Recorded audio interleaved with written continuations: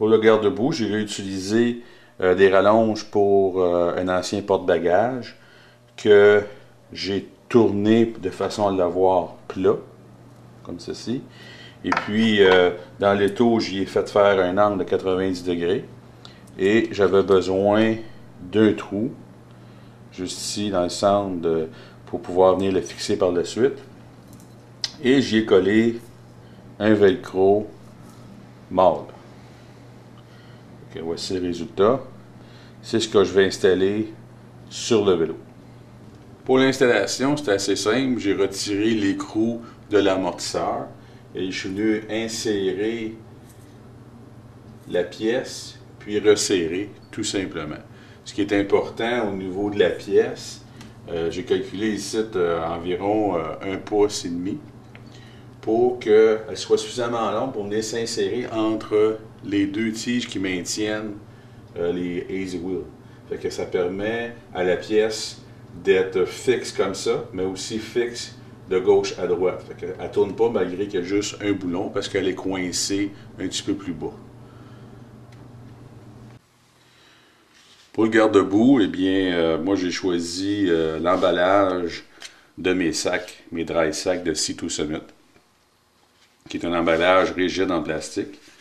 J'ai inséré, plutôt collé, un velcro femelle. Il me reste juste à venir l'attacher, comme ceci.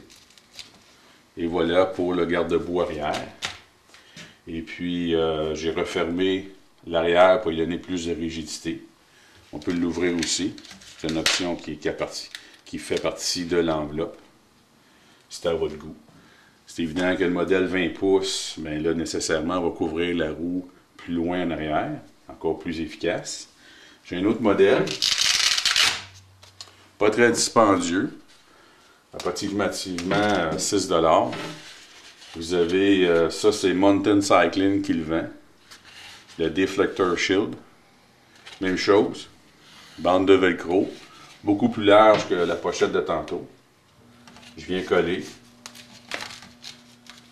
Et vous avez un déflecteur sur le côté et le garde-boue sur le dessus qui permet d'avoir encore une meilleure efficacité que l'autre. Cependant, son défaut à lui, c'est que oui, il rentre à l'intérieur du tube ici, mais il prend pratiquement tout l'espace, contrairement à l'autre qui vient s'appuyer sur ses parois et prend beaucoup moins d'espace.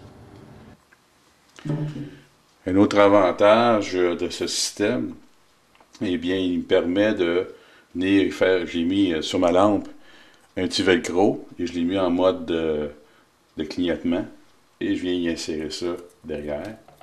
Alors, au besoin, j'ai une lumière qui flash en arrière qui est maintenue par le velcro.